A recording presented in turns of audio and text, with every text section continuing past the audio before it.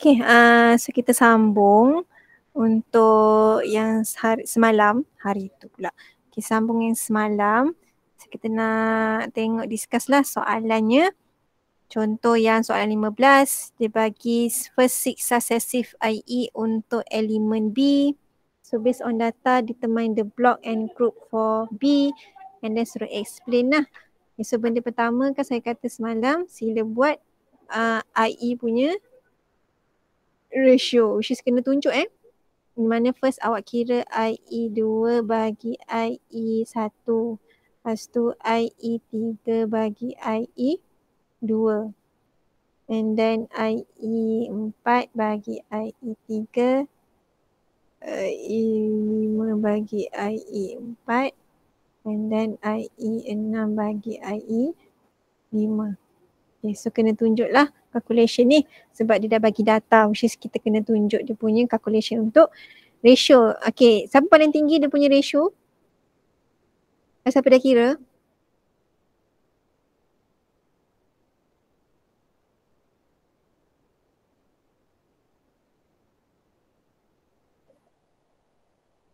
Ada?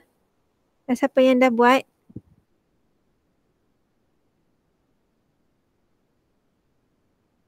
Tak ada? Cuba kira sekarang.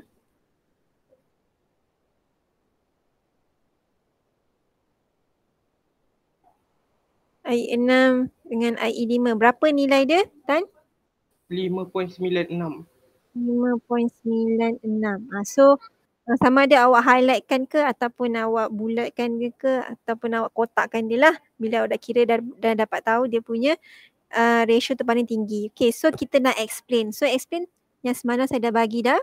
Which is pertama kita bagi tahulah IE mana yang ada highest ratio, bagi tahu. So IE6 over IE5 is the highest ratio. Ataupun awak pasal awak nak cakap ratio. So lepas tu nak cerita pula, maksudnya ada sudden increase. There is sudden increase from IE5 to IE6. Maksudnya ingat IE6 tu kita nak keluarkan elektron yang ke-6. So maksudnya elektron ke-6 dah dekat mana? IE pula. So kita tahu kat situ the 6 electron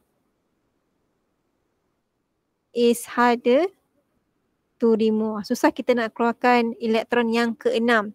Kenapa kita susah nak keluarkan elektron yang ke-6? Ataupun ayat awak sebabkan dia punya tenaga kan tadi kan, tiba-tiba dia punya kesinambungan tak ni pula.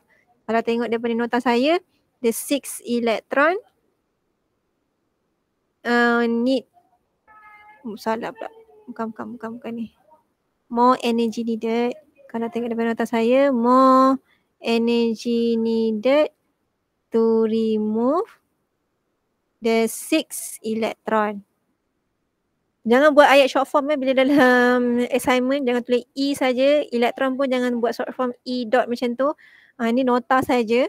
Semua energy needed bila kita nak keluarkan the 6 electron, meaning awak punya the 6 electron tu berada is removed from inner. Kita dah tahu dah, boleh susah nak keluarkan elektron. Maksudnya banyak tenaga diperlukan. Maksudnya dia berasalnya daripada inner shell. So item pertama, kedua, ketiga, keempat berada kat mana? So berada dekat luar lah kan, outer shell. Maksudnya ke sini adalah outer shell ataupun valence shell. Meaning diorang ni adalah kita panggil sebagai, lebih lagi tepat adalah valence elektron.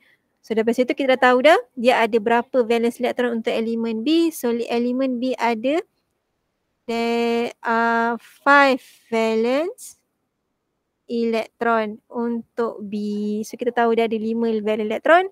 So kita boleh tahu dia punya electronic configuration untuk valence elektron, sebab awak tak tahu dia B ni elemen period mana kan. So hanya tahu electronic configuration untuk valence elektron saja, meaning untuk N lah. N sajalah kita boleh tahu sebab N tu kita tak tahu kat period mana. So letak N, NS, masukkanlah 5 tu NS2, NP3. So daripada situ kita boleh tahu dia adalah group 15 dan pada period, period pula, dan pada blok.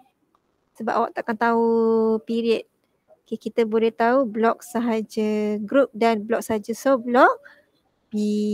So memang macam ni saja awak punya bila kita nak explain untuk successive IE bila soalan tanya blok dengan group dia punya position lah.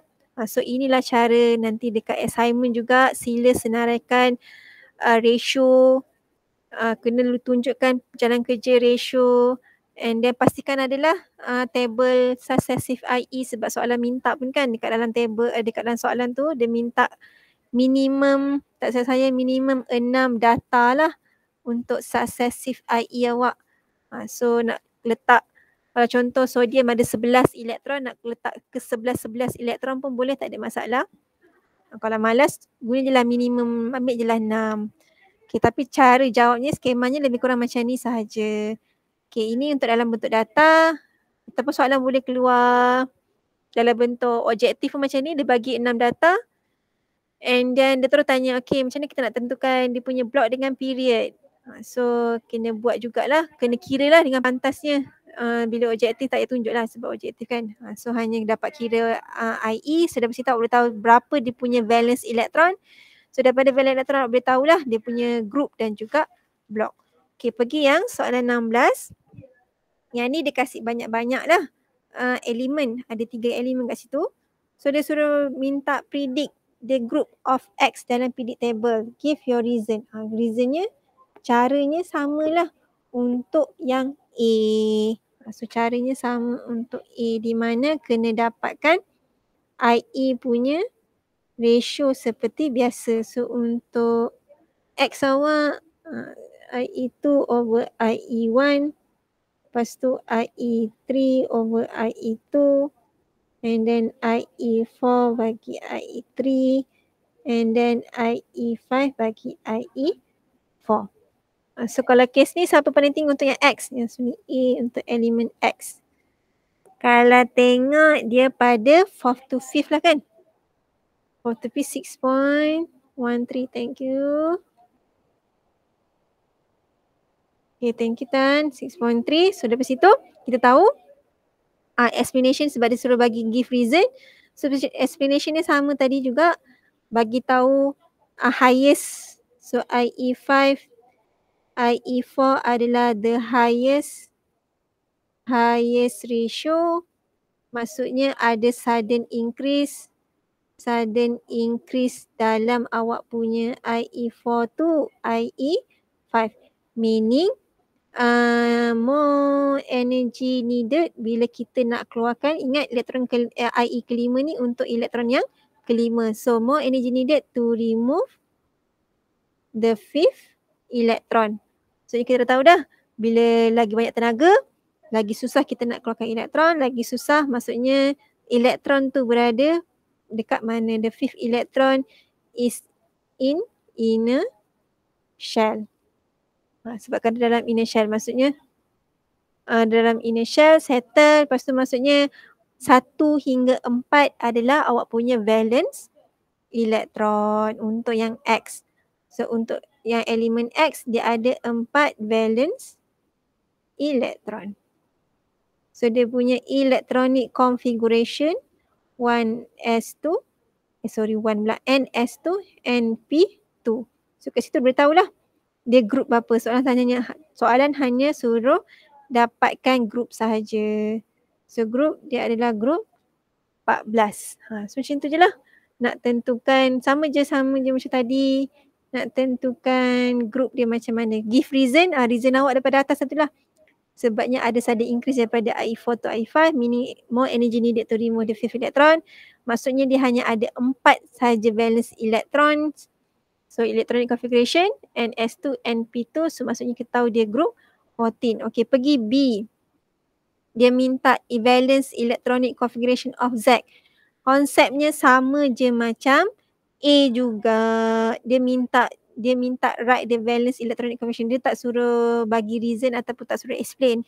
So sebenarnya awak boleh nak bagi reason pun boleh, tak ada masalah. Tapi soalan hanya minta suruh write sahaja. So bila tengok tu, kat mana AI mana yang paling tinggi? First, second. First dengan second. First dengan second Okay, so AI second dengan AI first yang paling tinggi dia punya ratio. So maksudnya untuk elemen Z, AI yang kedua tu, maksudnya elektron yang kedua tu, ada pula second macam tu. Maksudnya second elektron dah dekat dalam inner shell. Maksudnya awak hanya ada satu je valence elektron. So kalau macam tu awak punya elektronik, ya. Second, third. Second, third. Second dengan third, okay sorry. Saya yang salah. Second dengan third yang lain? Saya tak tahu, saya tak kira ni. Second dengan third. Second dengan third okay. Yeah. So second dengan third yang tinggi maksudnya elektron yang ketiga tu dah dekat dalam inner shell. The third elektron yang dekat dalam inner shell bermaksud dia hanya ada 2 je valence electrons. Maksudnya bila kita buat electronic configuration untuk valence elektron, awak hanya dapat NS2 sahajalah. So inilah dia punya electronic configuration untuk valence elektron. Sebab awak tak tahu dia punya period, so hanya boleh tahu dia punya secara general saja NS2. So kalau soalan minta group, dari situ awak tahulah, oh dia group 2 sahaja sebab NS2 je lah. Tu caranya. Kalau soalan-soalan explain macam yang A dan macam soalan nombor 15. Itu contoh bila kita nak kena explain. Okay, and then untuk dalam bentuk graf pula. Dalam bentuk graf. Apa soalnya?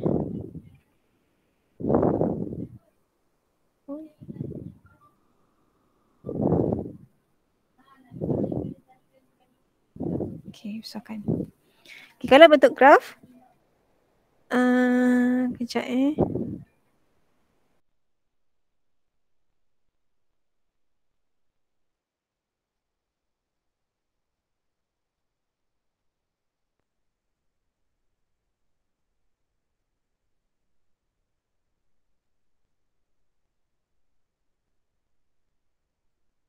Sorry, minta maaf, ada orang call pula. Okay, pergi yang soalan nombor 17, dia bagi dalam bentuk graf. So dalam bentuk graf pun sama je konsepnya, cumanya tak kira data, dia tak ada ratio. Awak tengok kat mana dia sudden increase je lah. So, tapi tengok bukan macam daripada atas Kalau tengok daripada atas, ini dia punya tenaga dah tinggi dah. Sebenarnya paksi Y adalah IE. Sebenarnya kat sini, energy. Ataupun lebih senang kita guna log IE lah. Lepas tu yang ke paksi X adalah number of electron yang kita remove. So kita baca daripada bawah sebenarnya, start daripada bawah lah. So ini elektron pertama, elektron kedua, 3, 4 dan seterusnya. So kita hanya tengok bila dalam bentuk graf, kita hanya tengok, ya Allah. Kita hanya tengok pada sudden increase sahaja. Di mana kat sinilah sudden increase tadi. Sekejap dulu. Yang tertiba elektron ketiga dengan elektron keempat tu. Okay, kat situ sudden increase. Maksudnya elektron yang keempat tiba-tiba naik ni, elektron yang keempat adalah dah dekat dalam inner shell. Sebab tiba-tiba ada sudden increase, tenaga yang tiba-tiba tinggi. So maksudnya elektron 1, 2, 3 ni, yang kat sini 1, 2, 3, 1, 2, 3 ni dia berada pada valence shell ataupun kita panggil sebagai dia adalah valence elektron untuk elemen Z. So kat situ dia suruh state the group and period untuk elemen Z, kita dah tahu dah. Okay, valence elektron untuk A untuk elemen Z ada 3 sahaja valence elektron. So elemen Z ada 3 valence elektron. Okay, dari situ kita boleh tahu dia punya electronic configuration dia, which is untuk electronic configuration untuk valence elektron dia adalah apa. Di mana NS2 NP1. So dah tahu kat situ lah. Oh, diorang ni pada group group 13. Okay, tapi soalan minta period masalahnya pula. Okay, kat sini kenapa awak boleh tahu period? Sebabkan dia dah bagi the whole bilangan elektron. Ni semua ni adalah total bilangan elektron yang telah dikeluarkan untuk elemen Z. Maksudnya sama juga dengan bilangan proton number lah. So kat situ sebenarnya dia nak bagi tahu 1, 2 elektron pertama, kedua, ketiga ni. Kalau perasan dia punya pecahan apa saya cakap elektron tu, kalau perasan ini adalah shell yang ketiga. Ini shell pertama sebenarnya sebab dia paling dekat dengan yang atas ni, dia paling dekat dengan nukleus, which is first shell, maksudnya 1s. Lepas tu yang antara 1s dengan shell yang ketiga ni adalah untuk 2s dengan 2p. Sebab kalau kira ada 1, 2, 3, 4, 5, 6, 7, 8. Ada cukup 8 lah, which is full lah untuk 2s tu, 2p, 6. So sebenarnya untuk elemen Z ni awak ada 3 shell kat situ sebenarnya. Sebentar balik. Bila kita bahagikan dia punya shell tu, kat sini dah shell ketiga, yang tengah-tengah ni adalah shell yang kedua, yang paling hujung tu adalah shell yang pertama. So sebenarnya kita dah tahu dah dia punya period ataupun bilangan shell dia. Maksudnya untuk valence elektron awak adalah pada valence shell n equals to 3. Sebab tu soalan boleh minta period, sebab awak dah boleh tahu dia punya shell dia berapa. Which is in case ni 3s tu 3p1. Which is dia punya period adalah period 3. Ni kalau case dia dah kasih ke semua bilangan elektron lah. Which is awak boleh tahu dia punya keseluruhan electronic configuration. Okay, so sekarang kita pergi yang B pula. Kalau soalan tanya so kalau yang B, dia tanya why higher energy is needed to remove the fourth electron. Kenapa yang tadi elektron yang keempat ni dia perlukan banyak tenaga. So reason dia tadilah sebabkan the fourth electron is in inner shell. Dia berada dalam inner shell. So kenapa dengan inner shell? Bagi tahu lah inner shell dia punya attraction dia lagi, attraction is stronger towards ataupun between nucleus. Sebab dah makin dekat dengan awak punya nucleus. So bila attraction lagi kuat, sebab itulah dia punya, sebab tu tenaga diperlukan. So more energy is needed to remove the fourth electron. Sebab tu banyak tenaga diperlukan untuk nak keluarkan elektron yang keempat tu lah. Sebab kita dah dalam inner shell. Bila dalam inner shell dia punya attraction dia dah lagi stronger dengan nucleus. Sebab tu banyak tenaga diperlukan untuk nak removekan elektron yang keempat. Okey, sekarang dia suruh state oxidation number of element Z. Kita nak tahu oxidation number, kita refer pada valence elektron dia. So dalam kes ni valence elektron dia adalah 3. Maksudnya awak punya elemen Z ni akan prefer untuk nak keluarkan 3 elektron. So untuk soalan yang C, jawapan awak oxidation number adalah, so berarti oxidation number sama dengan positif 3. Kita refer pada valence elektron dia sebenarnya untuk kita nak tahu dia punya oxidation number. Okay, tu settle untuk, so settle lah pasal IE tu semua. So dah boleh buat part assignment. Okay, ada nak tanya untuk IE setakat tu sebab kita dah masuk, kita nak masuk untuk trend yang lain dah pula. Ada? So far tak ada. So far tak ada. So boleh refer balik jawapan. Nanti saya akan share sambil-sambil tu untuk nak buat rujukan, untuk nak buat assignment awak jugalah. Okay, kita masuk part yang terakhir, trend untuk periodicity untuk periodic table, iaitu kita nak tahu trend berkenaan elektronegativity.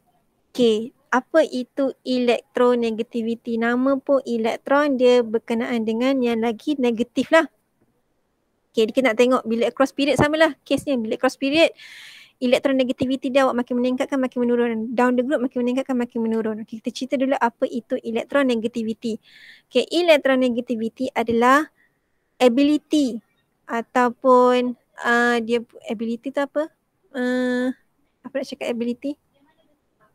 Keupayaan. Keupayaan. Terima kasih. Aku tertiba tak nak translate.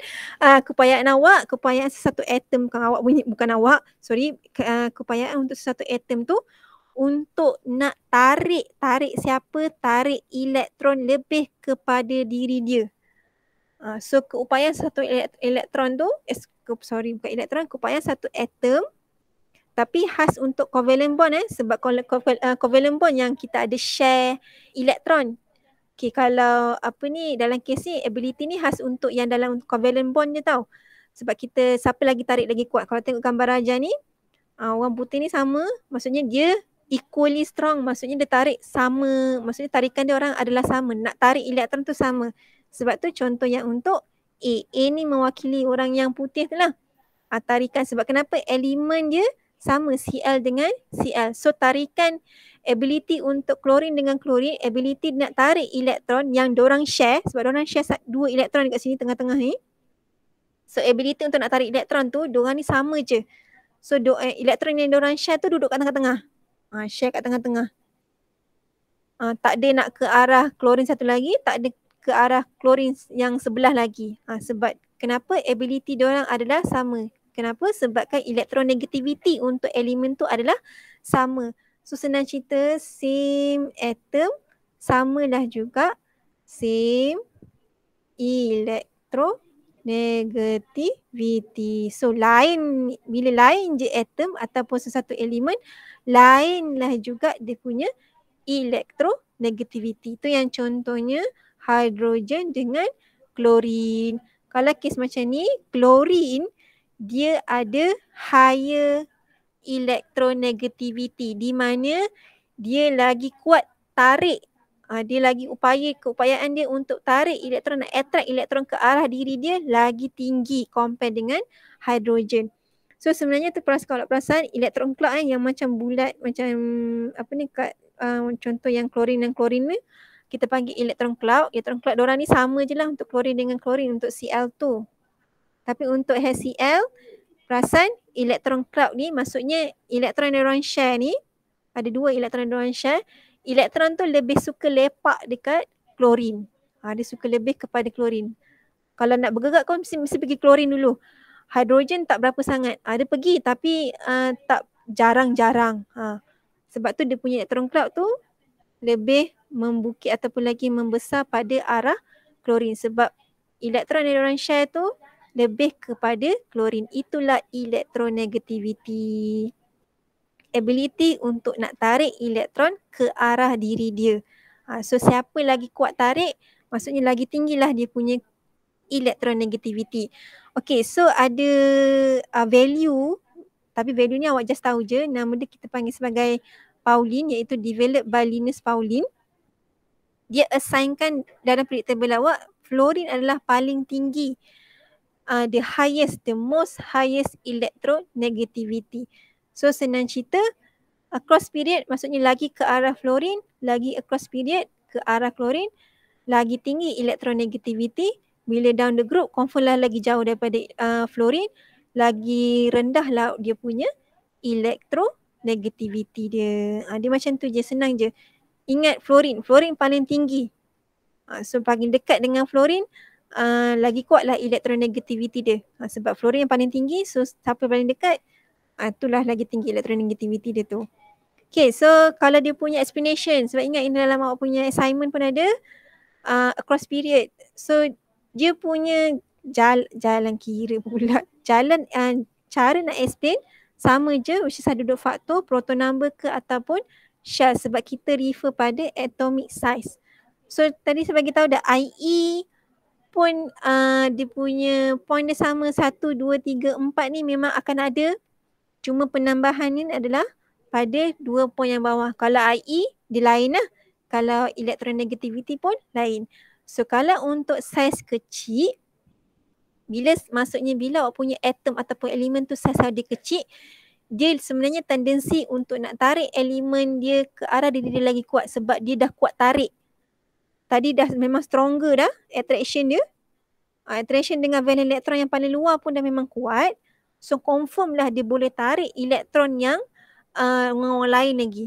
Sebab tu lagi stronger attraction, bila lagi kuat attraction nukleus dengan valence elektron, lagi kuatlah juga tarikan antara elektron ke arah diri dia juga pun makin kuat. Sebab tu electronegativity dia pun lagi tinggi bila across period. So dah bila memang strong, memang stronger lah juga dia punya electronegativity, tendensi untuk nak tarik elektron ke arah diri dia pun makin tinggi juga. Tapi bila down the group, sebabkan dia punya pasal shell, of course lah Shedding effect dia tinggi, so of course lah dia punya size akan lagi besar. Dan disebabkan attraction pun dah memang lemah, dia punya elektron pun dah lemah, apatah lagi kau nak tarik elektron orang lain yang awak tengah share. So sebabkan tu tendensi dia, keupayaan dia untuk nak tarik elektron yang dia share pun memang dah weak. Sebab tu electronegativity bila down the group pun akan makin berkurang. Itu saja. Point dia dua saja yang berbeza. IE dengan electronegativity. Kalau IE kat bawah dua tu awak cerita susah nak keluarkan elektron, so more energy needed. Sebab tu IE awak lagi tinggi ke ataupun rendah. So dua ni yang, so nanti compare dengan nota satu lagi untuk IE tu. Yang 4 atas ni memang samalah. Mana-mana pun sama lah dia punya explanation. So untuk awak punya assignment, tengoklah antara sodium dengan magnesium, diorang ni across period ke down the group. So boleh pilihlah faktor mana yang awak nak kena explain. Macam biasa, sebabkan dia hanya 2 elemen sahaja, sodium dengan Mg, kena buat comparison. Di mana contoh number of proton untuk Mg lagi besar daripada Na. So effective nuclear charge untuk Mg lagi besar daripada Na. So kena ada comparison dalam awak punya explanation lah. Okay, so paling last dalam chapter 3 adalah berkenaan dengan periodicity. Kita nak tengok acid base character of oxide. Okay, tapi kita tengok pada period 3 sahaja. Kita nak tengok dia punya karakteristik elemen yang pada period 3. Contoh elemen Na, kita gabungkan dengan oksigen untuk menjadi Na2O. Contohnya, kita nak tengok ni oksida ni lah. Kita nak tengok yang ni apa dia punya karakteristik of oksida yang ni bila kita reaktkan dengan asid, bila kita reaktkan dengan base, bila kita reaktkan dengan H2O. Ni tu sebenarnya acid base character of oxide. Mana yang oxide yang ni? Na2O ni yang dia punya oxide. So macam mana kita nak produce oxide tu? Di mana kita reaktkan elemen yang kita nak tu, which is elemen daripada period T, kita reaktkan ataupun kita bakarkan dalam oksigen. Kenapa kita nak tahu? Sebab kita nak tahulah sama ada dia punya karakteristik tu sama ada dia acidic ke, dia base punya oxide ke. Macam kita nak tahu dia punya karakteristik tu. Tu yang pertama, kita dilutekan dengan air. Yang kedua, kita reaktkan dia dengan asid ataupun base. So ini dia punya pembahagian yang metal, non-metal ataupun metalloid. So kalau metal awak reaktkan dengan oksigen, maksudnya awak akan form ionic bond. So ni nanti kita akan masuk chapter 4 dah kena mengena dengan bond. So kalau ni metalloid, which is dia ada metal dengan non-metal, kita anggap je sebagai bila dia react dengan oksigen jadi Si, saya lupa dah. Kita nak tengok karakteristik dia, dia adalah acidic ke basic. Contoh kalau semua ni Na react dengan O, Mg react dengan O, Al react dengan O. Lepas tu setiap oksida yang dah reaktkan dengan O ni kita nak uji dia sama ada dia acidic ke basic ataupun acidic ke ataupun basic punya oksida. Sama juga dengan case phosphorus yang ini pada non-metal ni. Non-metal kita reaktkan dengan oksigen. So yang oksida yang terhasil daripada non-metal dengan oksigen, kita nak tahu dia acid ke ataupun basic. Tu yang saya ada bagi dalam bentuk table ni. Yang ni jadi oksida lah, atas ni semua oksida. Dia dah reaktkan jadi oxide.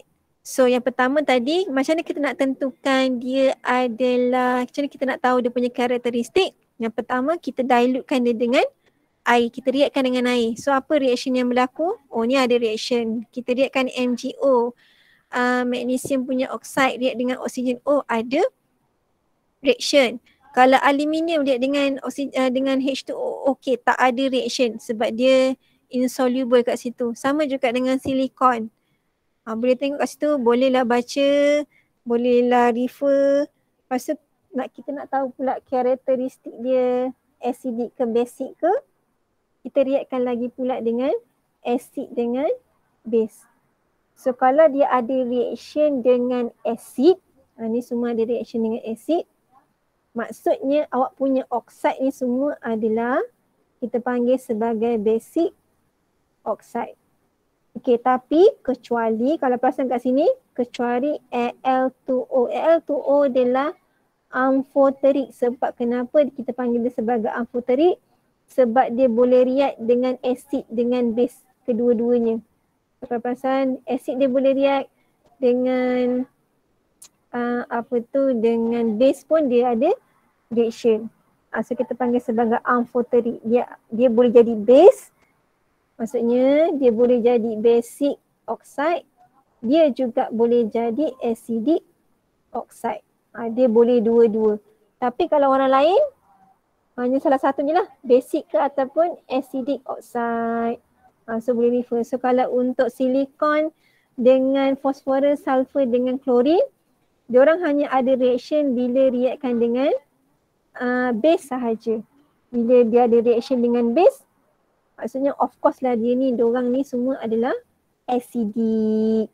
Tak silap saya ada soalan 14, 8 kot yang berkenaan dengan dia tanyalah pasal oxide ni. Okay, so nak uji faham ke tidak sebenarnya korang ni.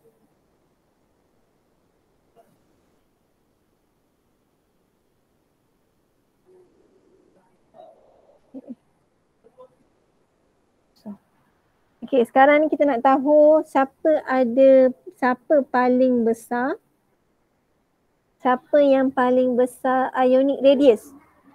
So identify the element which has the largest ionic radius. G. C. C. C. Yang lain? C kot. G. Siapa jawab B? Ada jawab B ke? Ionic ionic. Awak kena fikirkan dia ni cation ke ataupun anion ke. Maksudnya dia akan jadi positive charge ke ataupun negative charge. Awak tak simply boleh kata B jadi B plus. Tak boleh. Kalau fikirkan bahagian B, Fi ni dia adalah panggil sebagai halogen group, which is dia akan jadi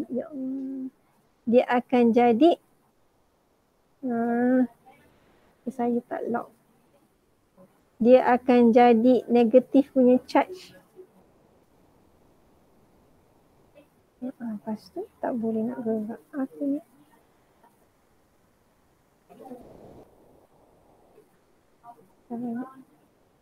So kena fikirkan tu. Okay, siapa paling largest ionic radius? I.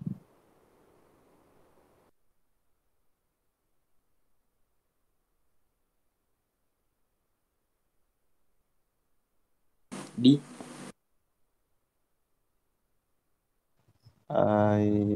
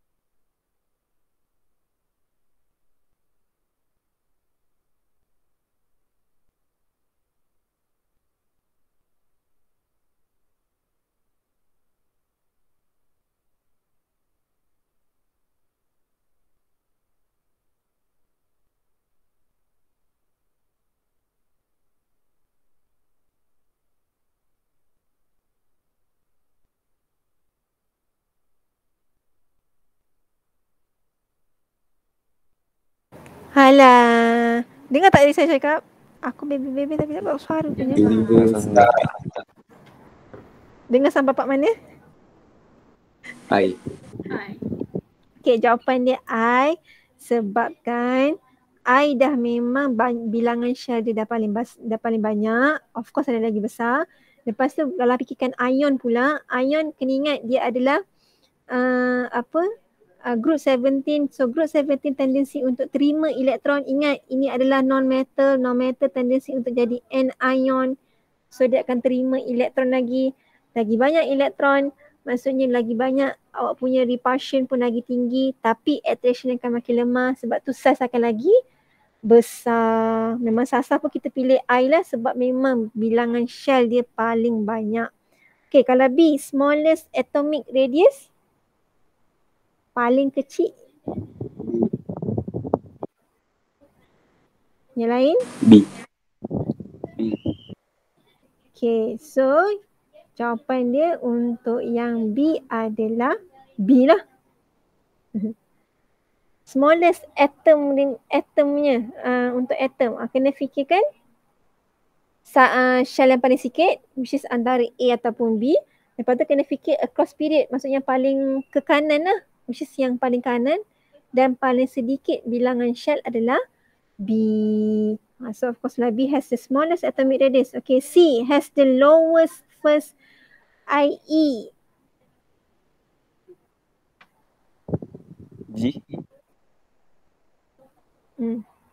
G ke I?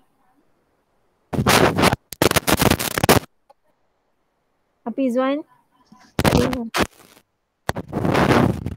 Mic awak problem ke?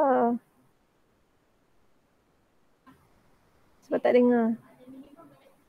Dia dengar macam tu je. So, tadi kawan awak jawab G. Kenapa bukan I? Atomic G lagi besar. Atomic G lagi besar. Okay. Atomic G, size untuk atom G lagi besar. Kalau fikirkan I dia punya size lagi kecil. Ingat, lagi kecil size, lagi banyak IE yang awak perlukan. Kalau G size dia besar. Size besar, awak punya tenaga diperlukan senang nak keluarkan elektron. Sebab tu awak punya IE dia akan lagi sedikit sahaja. Has the highest electronegativity.